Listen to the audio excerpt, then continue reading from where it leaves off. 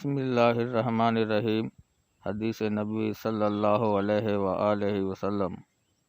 حضرت ابو ہریرہ رضی اللہ عنہ سے روایت ہے کہ رسول اللہ صلی اللہ علیہ وآلہ وسلم نے فرمایا، 7 قسم کے لوگ ایسے ہیں جن کو اللہ تعالیٰ قیامت کے دن سایہ مہیا فرمائے گا، جس دن اللہ تعالیٰ کے سائے کے علاوہ اور کوئی سایہ نہیں ہوگا۔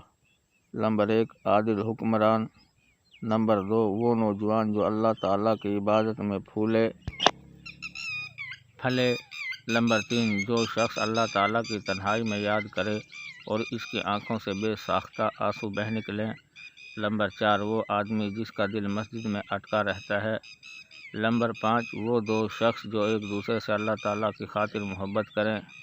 نمبر 6 وہ شخص جسے کوئی خوب رو اور معزز عورت برائی کی دعوت دے اور وہ کہہ دے کہ میں اللہ تعالیٰ سے ڈرتا ہوں۔